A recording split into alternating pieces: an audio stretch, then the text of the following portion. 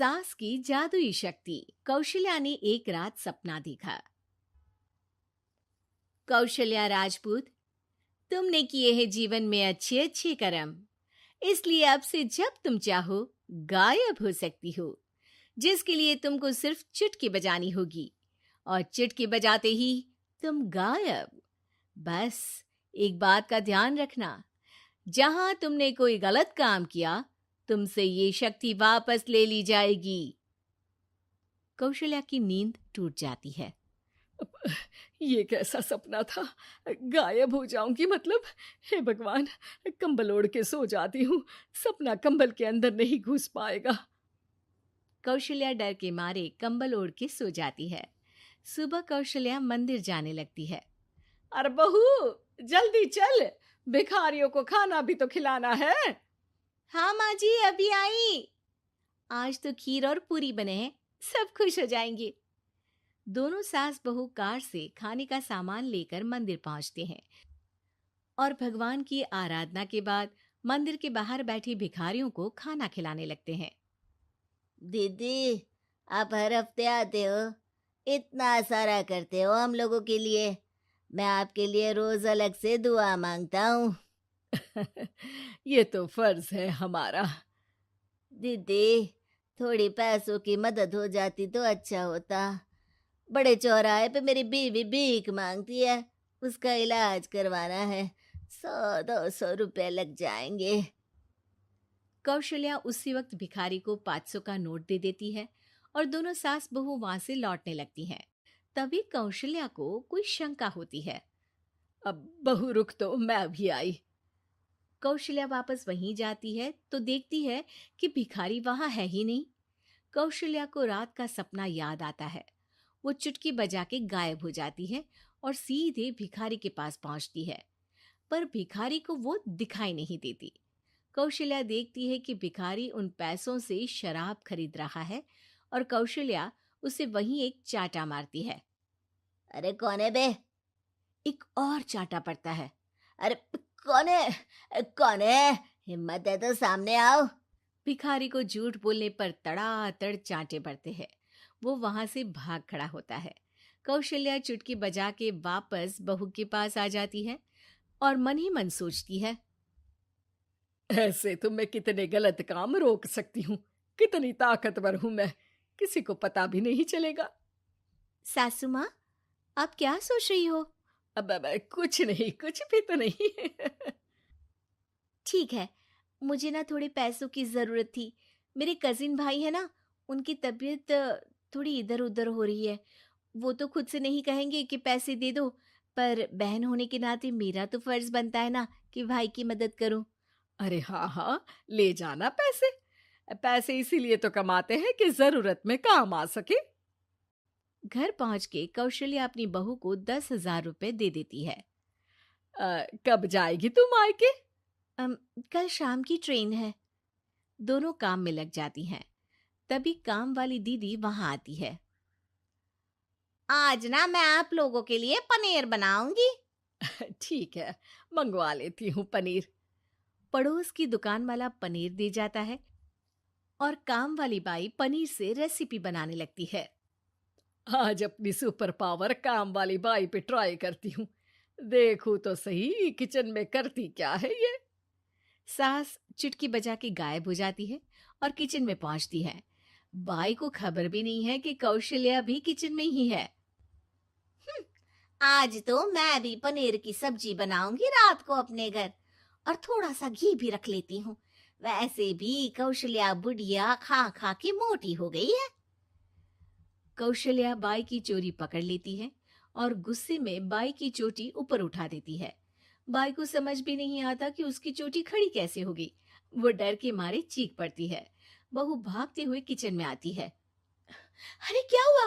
ये तुम्हारी चोटी खड़ी कैसे है? करंट लग गया है क्या? पता नहीं, शायद किचन में ना भूत है। बाई वहां से भाग खड़ी होती है और कौशल्या चुटकी बजा के अपने कमरे में टीवी देखने लगती है। बहू वहां जाती है। माँ जी, किचन में ना भूत है, बाई भाग गई। अरे भागने देना, भूत का तो पता नहीं, किचन में चोर जरूर था और वो थी अपनी काम वाली। अच्छा हुआ चली गई। बहू को कुछ समझ नहीं आया। उसने किचन में जो देखा उसके सदमे में जो थी वो अभी तक।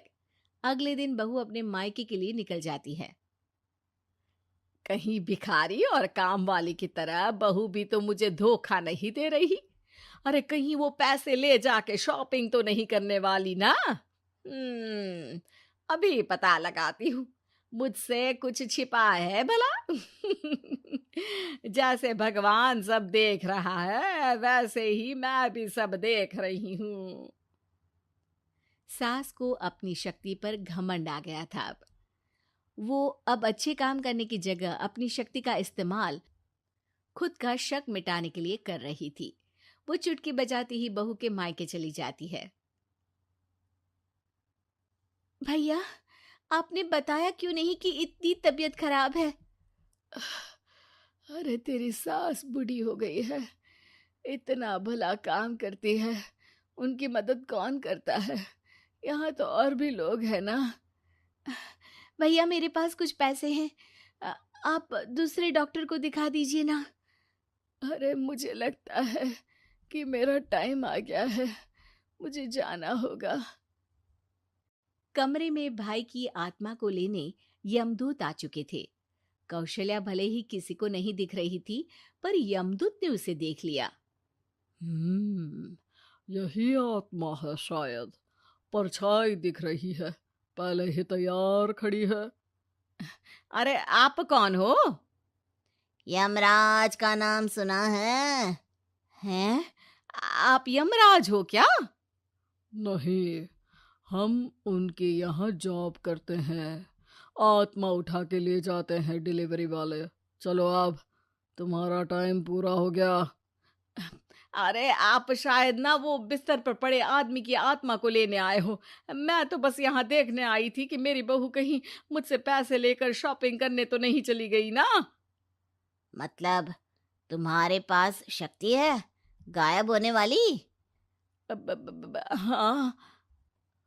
तुम ऐसे तुच्छ काम में उपयोग कर रही हो ऐसी दिव्य शक्ति का। अब तो तुमको ही लेके जाऊंगा। अरे नहीं नहीं, कल मुझे किटी पार्टी में भी तो जाना है। अब नरक में ही करना किटी पार्टी। नहीं नहीं नहीं। 3 बार नहीं क्यों बोल रही हो? टीवी सीरियल चल रहा है क्या एकता कपूर का? अरे प्लीज मुझे जाने दो। आप तो उस बीमार आदमी की आत्मा को लेने आए थे ना। गलत डिलीवरी करोगे तो यमराज डांटेगा ना। बात तो सही कर रही हो, पर हमको उस पे दया आ गई। अभी उसकी उम्र ही क्या है, पर कुछ तो लेके जाना पड़ेगा ना। एक काम करो, अपनी शक्ति दे दो, गायब होने वाली। हैं? अरे क्यों? तुम पृथ्वी लोक का भ्रष्टाचार रोक सकती थी, चोरी रोक सकती थी, अरे कोरोना रोक सकती थी, पर तुमने अपनी बहू की जासूसी करना शुरू कर दिया। अरे लेकिन किंतु परंतु। यमदूत सास की शक्ति लेके वापस चले जाते हैं। कौशल्या की परछाई हवा से नीचे गिरती है और जमीन पे आते आते कौशल्या का शरीर सामने आ जाता है। अरे लग गई, कितने ऊपर से फेंका। माँ जी, आप यहाँ ऊपर से कैसे गिरी? अरे समधन जी, आप अचानक कमरे में। सब घबरा जाते हैं। सास बहू को सारी बात बता देती है। ये लो आपके 10,000 रुपये। आपको मुझ पे इतना भी भरोसा नहीं है? अरे बहन, मुझे दर्द नहीं हो रहा है, अब अचानक से सब अच्छा होने लगा है। अरे तो फिर बिस्तर से उठ जाओ और मुझे लेटने दो। गिरी हूं ऊपर से तो पूरा बदन दुख रहा है। भाई को तो यमदूत ठीक करके जाते हैं, पर कौशल्या देवी दर्द के मारे बिस्तर पर आ जाती हैं।